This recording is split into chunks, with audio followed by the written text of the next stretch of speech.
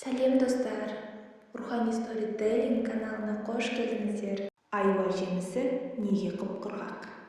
Лұқпан Хәкім дүниедегі барлық кеселдің дауасын тапқан ғұлама екен. Бірде қарттық меңдеп ажал сәті жақындады. Мен дүние салсам, мына жұртты кім емдейді деп қатты уайымға батты. Бірде бір ой сап ете қалды. Дастарханға барлық жемісті толтырып бүйдеді. Кімнің қандай қасиеті бар, баяндаңдар. Кейінгі ұрпақ ауырса, сендерді жеп жазылатын болсын. Дастарханда шашылып жатқан 4-5 күріш алдымен сөз алды. Төресімін тағамның, пайғамбардың асыл тісінен мән алдым. Ясин сүресінен нәр алдым, бойына қуат дарытам, мені жеген адамның, деді. Дастарханға сыймай тұрған қой тастай асқабақ паңдана сөйлеп кетті. Бар ас-ауқаттың қуатымын. Жүрегі әлсіз кісіге дертінен жүдеп жүрген жанға күш беретін суатымын. Бауыр ауруына шипамын, ойлаймын, бас пен миқамын, деді. Желегі желкілдеп асқабақтың жанында тұрған сәбіз желпінді. Дәруменнің кенімін, көз аурудың емімін. Жанарыңды жақсартам, ерінбей күтіп, баптасаң. Құнары мол астартам.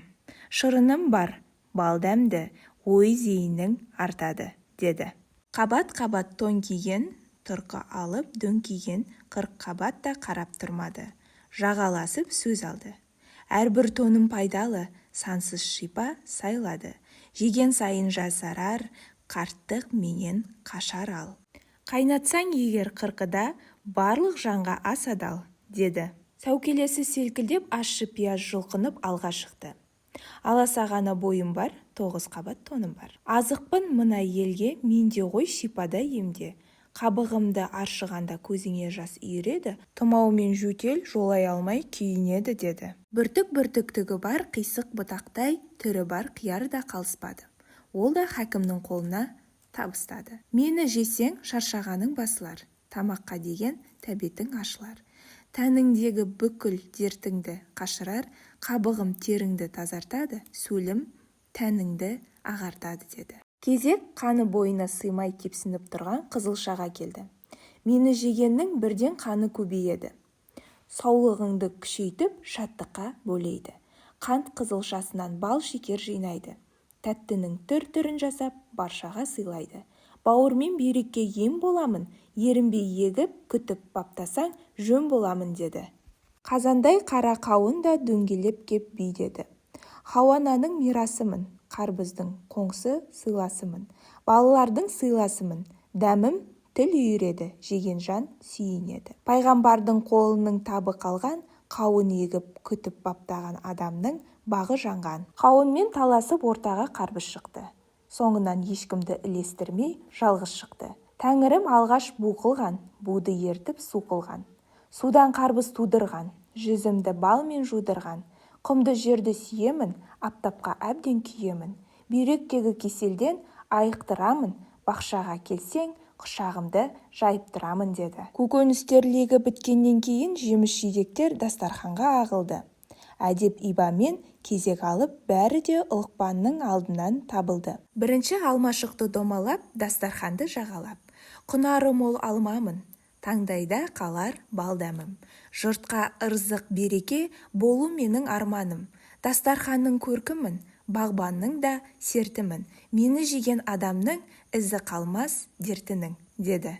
Яттан үлбірей үзіліп, жүзімден нәзік үнмен сөз алды. Тәтті ерекше шырыным, әпсананың сырымын. Пайғамбардан бат алдым, шырмауықтай маталдым. Ібліске де байландым, шарапқа да айналдым. Мейіз қылып кептірсе, дастарханда жайнармын. Содан кейін Лұқпан Хәкім көз салып еді құрмаға. Ол да әсем үнмен сөйлеп кетті ырғала. Пейіштен түстім, Меккеде пістім. Жемісім ауыз бекіткен момынға нәр береді. Мені жесе күш қуаты жаңғырып әлденеді. Құранда қасиетімнің бар дерегі, деді. Ізінше қошқыл реңді шие келді. Лұқпан оның да қасиетін санасына түйе берді. Шие іркілмей сөз бастады.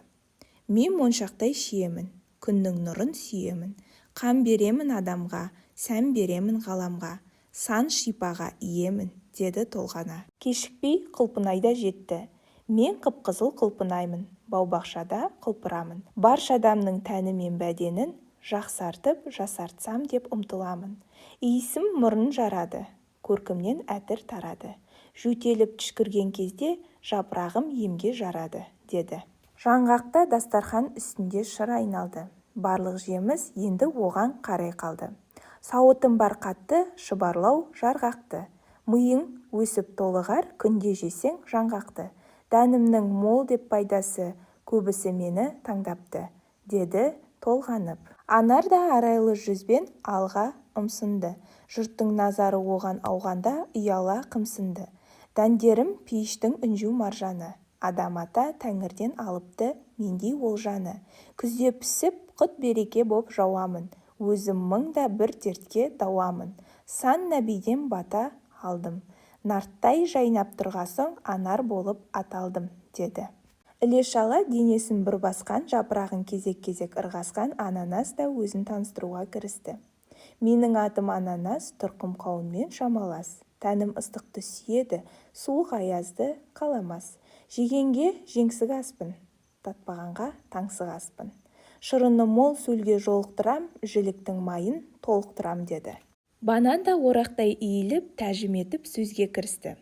Барлық жандар мені жеуге құмартым. Сары тонымды дерсің бейне бір алтын. Тәтті дәмім балаларға ұнаршын, дәм татса егер жүрек тамыр жақсарған. Тойынады жандар ассыз аш қалған, деді. Бананнан соң шабдалыға сөз тиді. Бүкіл елдің бағбаны өсіреді шабдалы. Жемісімді жеген жұрт шипалы тал деп атады. Құнарлы топырақта діңім қатады. Балбырап піскенде жемісім балға айналар. Жеген кісі дәміме таңдай қағар, деді. Хәкім шабдалыға шаттана қарады. Сол сәтте мөлдіреген қарақат та төрге озды. Есімім болар қарақат, берген жұртым сан атақ. Бауда, тауда, далада, сай-салада бұтамның тұрағы болар. Көп жесеңіз, көзіңіз қырағы болар. Сүйсіне жеген бар бүлдіршіннің құмары қанар, деді. Қоңыр бұрымы күлтелене төгілген жүгері де алға аяңдады.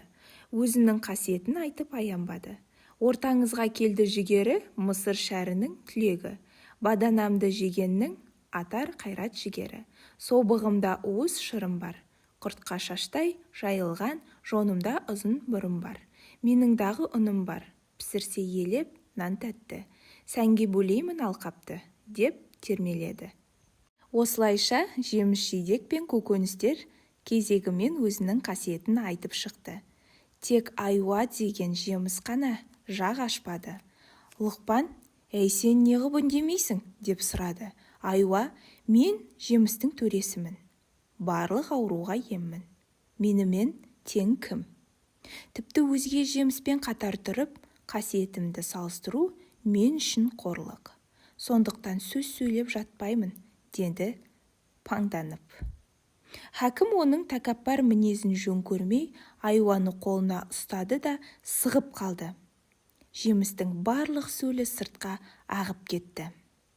Осыдан бастап айуа жемісі құп-құрғақ болып қалыпты. Ал айуаның сыртында Лұқпан хәкімнің 5 саусағының іздері қалып қойған екен. Бірақ айуа айтса айтқандай барлық ауруға ем екен. Менің каналыма тіркеліп, қолдауларыңызды сұраймын.